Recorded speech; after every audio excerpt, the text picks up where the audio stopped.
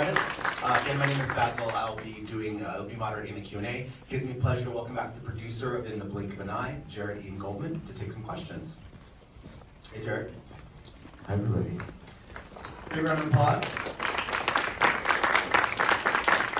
So, Jared, I'm going to start with just a couple of questions for you, and then we'll turn it over to the audience. So this script originally was on the blacklist. Were you aware of it because of that? Were you aware of it before? What drew you to making this film? No, I had no idea, actually. So Andrew had gotten it in 2019, and then Andrew and I had known each other a little bit peripherally, and he called me in the summer of 2020 and said, I've read this script. It takes place over the course of 45,000 years, and I need help to figure out how to make this, because it's as though I walk around with a sign on my head that says, I'm Andrew Stanton, and I don't make things for less than $100 million, and we're not ever going to be able to get that amount of money for this. So he this is my 7th movie here. I've made, some scrappy stuff. So he was like, how can we figure out how to do this in a way that is financially responsible? And so that's how I got involved. And it was then that I learned that it was a blacklist script. Okay. And so, as you brought up, so Andrew's known for things like WALL-E and Finding Nemo, like big productions that world building, but with limited not by the actual production of having to have people in front of things and all of that. So how did you? Was it a challenge to sort of bring down the sort of like giant world building aspirations that he has? Well, the draft I read had woolly mammoths in it. Got rid of the woolly mammoths. No, it was great actually, because Andrew is he's so story focused, and so all of that, what's a good word, ornamentation, we just went through and like, how is this helping the story? I think a really good example also is, so if you consider that spaceship, there are no windows in the spaceship. The spaceship only has skylights.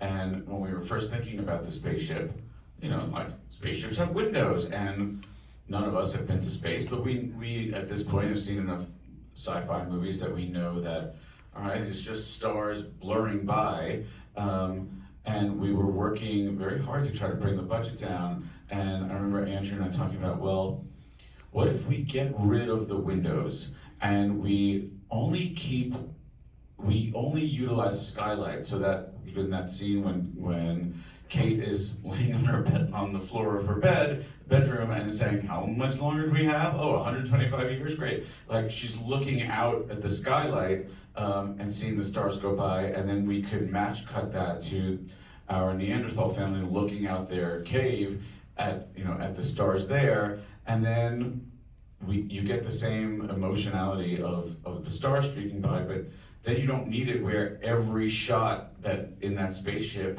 is a visual effects shot. That getting rid of those windows, literally, it just cut $9 million off the budget instantly. Wow. So you just brought up Kate, but I'd love to ask about the casting, and also like when casting, did that help sort of finalize characters? Did it influence the way the characters were like Kate's humor, for example? Yeah. Did that influence what the character she portrays acted like? Absolutely, casting is so fun because it is really part of the process in which you feel the script come to life. So Kate was the first person we had cast, and I had a meeting with Kate, I don't know, 6-7 years ago, where she was trying to think about what she was going to do after Saturday Night Live, and I had made a movie that premiered here 12 years ago called The Skeleton Twins with Kristen Wiig and Bill Hader, and so she and I talked about, well, what was the conversation like with Kristen and Bill, because they were also trying to figure out their post-SNL life, and Kate said, well, I'm not sure I want to be the comedic sidekick, and I'm not sure I want to be the bride, and I'm not sure I want to be the bridesmaid, but I'd really love to do something where I get to go to space. And that sort of just logged. And then a couple years later, this movie, Andrew and I get together. Andrew sends me the script, and then we go for drinks one night, and he says, well, who do you see as Coakley? And I was like, well, what about Kate McKinnon? And he goes, huh? And he goes, tell me more. And I said, well, we're with Coakley for so much time, where it's just her and Roscoe. You want it to be somebody who is just so watchable and is so warm and emotive and you can just capture. The movie is so much about those in-between moments in our lives, and so being able to be with somebody who you just get these little moments with, and he said, I see it. He's like, with Kate, if she's game, I feel like we can do something similar to what Hal Ashby did with Peter Sellers, and being there, where Peter Sellers is, we know Peter Sellers for this larger personality, and Hal Ashby sort of tamped it down to play Chauncey the gardener, but you still feel the thrum of Peter Sellers in that movie. And so Andrew was like, if she'd be game to play with us, like maybe we could do something similar here. And so it started with Kate, and then the cast all came together, and boy, I mean, I love Jorge Vargas, who plays Thorne. I can just watch that guy all day long. He's so incredible. That's great. I'd love to open up to some questions from the audience before we wrap up. Yes, right there, please. Searchlights on it. Is this going to be in theaters soon? Yeah, can you tell us about the release plan? It is not going to be in theaters. Although, I don't know, maybe if you want to go on, I probably shouldn't say that. I don't want to undermine my relationship with Searchlight, but feel free to go on social media and say, this should be in a movie theater. We made it with Searchlight for Hulu. It's coming out on February 27th. Tell your friends. Tell your friends. You've done a lot of films so far, and you've premiered at Sundance a lot. I'm curious, outside of the budget, what was the biggest challenge that you ran into with the production, and what did you learn? That's a good question. The biggest challenge was actually some of the logistics stuff. We were talking about this beforehand. So all the Neanderthal work we filmed on Vancouver Island, and to get to where we were filming, it was like a half a mile walk through a forest, and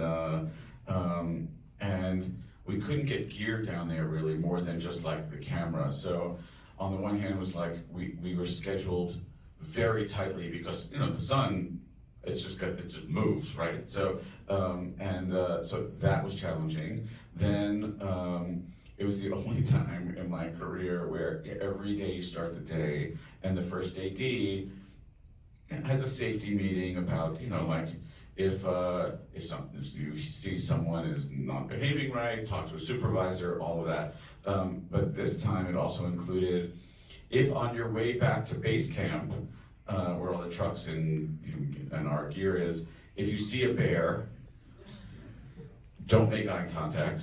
If you see a cougar, make eye contact and back away slowly. And if either one of them attacks you, fight for your life. And we were like, okay, that's a little bit different for an office workplace.